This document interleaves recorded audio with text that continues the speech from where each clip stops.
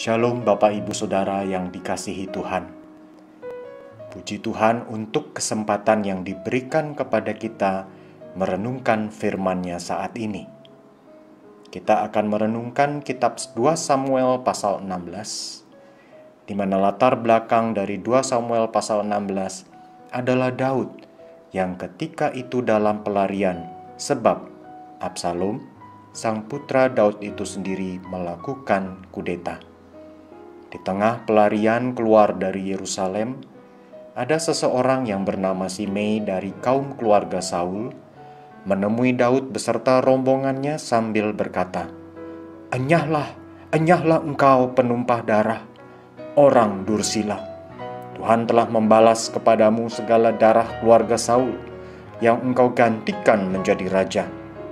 Tuhan telah menyerahkan kedudukan raja kepada anakmu Absalom. Sesungguhnya engkau sekarang dirundung malang karena engkau seorang penumpah darah."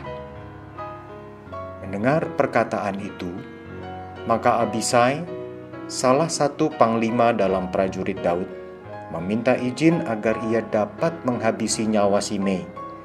Akan tetapi Daud menjawab demikian, "Apakah urusanku dengan kamu, hai anak-anak Zeruya? Biarlah ia mengutuk. Sebab apabila Tuhan berfirman kepadanya, 'Kutukilah Daud,' siapakah yang akan bertanya, 'Mengapa engkau berbuat demikian?' Pula kata Daud kepada Abisai dan kepada semua pegawainya, 'Sedangkan anak kandungku ingin mencabut nyawaku, terlebih lagi sekarang orang Benyamin ini. Biarlah dia dan biarlah ia mengutuk, sebab Tuhan yang telah berfirman kepadanya demikian."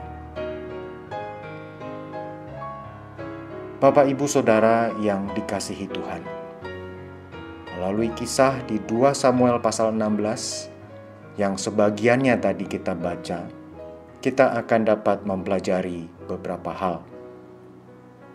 Pertama, peristiwa yang dialami oleh Daud merupakan bagian dari pendisiplinan atau teguran yang keras dari Allah karena Daud melakukan kejahatan kepada Batsheba dan Uria.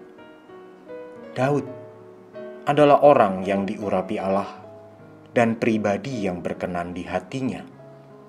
Meskipun demikian, Allah yang berlimpah rahmat itu mendisiplinkan Daud dengan tegas atas kejahatan yang dilakukannya. Saudaraku, kita adalah umat perjanjian baru, dan kita bersyukur karena kita ditebus oleh Yesus Kristus.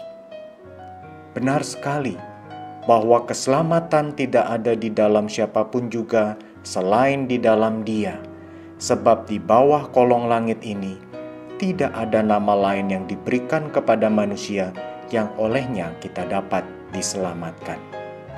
Di dalam Yesus Kristus sangat jelas akan kasih dan anugerah Allah. Meskipun demikian, sebagai murid-murid Kristus, kita harus mencermati bahwa Allah dapat mendisiplinkan setiap kita yang bersalah kepadanya, bahkan dapat mendisiplin atau menegur dengan keras seperti Dia mendisiplinkan Daud. Ibrani pasal 12 ayat 6 berkata, "Tuhan menghajar orang yang dikasihinya, dan Ia menyesah orang yang diakuinya sebagai anak."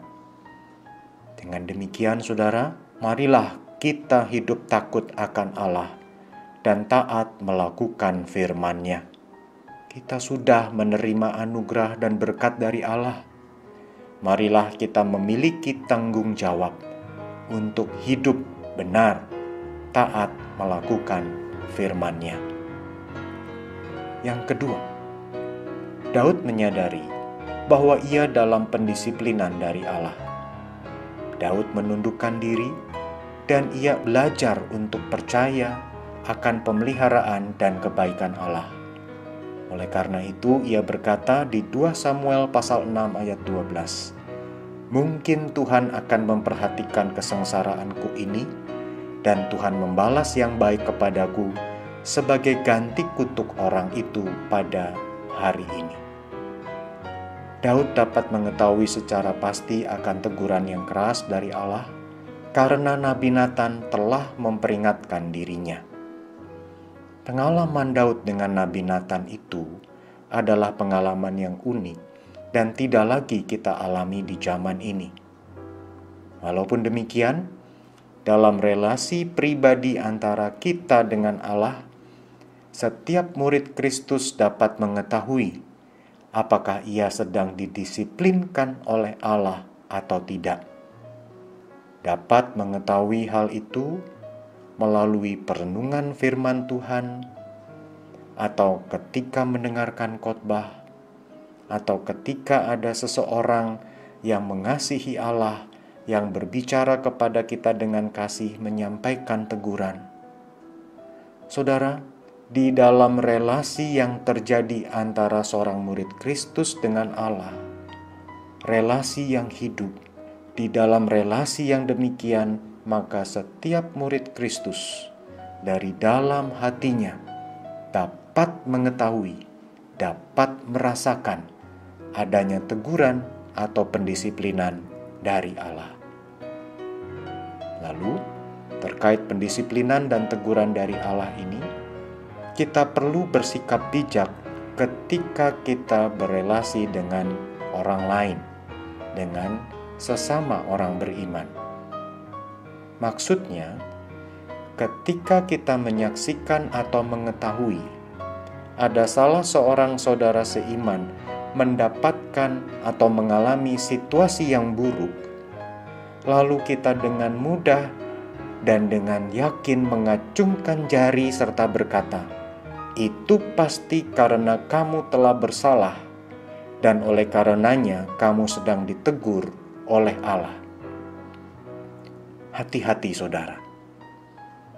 Meskipun ada hal-hal objektif yang dapat membuat kita cukup yakin bahwa saudara tersebut dalam pendisiplinan dari Allah, tetapi janganlah kita bersikap menuding atau menyudutkan dia dengan berkata misalnya, "Ini pasti salahmu, kamu berdosa, kamu harus bertobat." Saudara, jadilah saudara seiman yang siap menjadi rekan pertumbuhan dengan sikap tidak menghakimi, rela mendengar. Kalaupun kita ingin menyampaikan teguran, sampaikan dengan kasih, diawali dengan doa, memohon tuntunan pimpinan tangan Tuhan, sehingga ketika kita menyampaikan teguran itu, tidak dengan kata-kata yang kasar, tidak dengan intensi untuk menyudutkan, tetapi untuk kebaikannya, karena itu dilakukan di dalam kasih. Mari kita berdoa. Berikan anugerah-Mu kepada seluruh umat-Mu, seluruh pribadi yang mendengarkan renungan ini. Kiranya oleh anugerah-Mu setiap kami semakin mengenal Yesus Kristus, percaya kepadamu, dan hidup taat melakukan firman-Mu. Jaga dan lindungi kami di masa pandemi, bukan supaya kami semata-mata terhindar dari berbagai pergumulan, tetapi meskipun kami dalam pergumulan, kami kuat oleh karena Tuhan. Kami tetap aktif dan produktif oleh karena Tuhan. Kami bahkan tetap menjadi saluran berkat walaupun kami menghadapi pergumulan yang nyata di masa pandemi ini. Saluran berkat yang mungkin tidak secara materi, tetapi melalui perhatian, kepedulian, doa, dan dukungan kami kepada mereka yang ada di sekitar kami. Terpujilah nama Tuhan, di dalam nama Tuhan Yesus. Amin. Tuhan memberkati.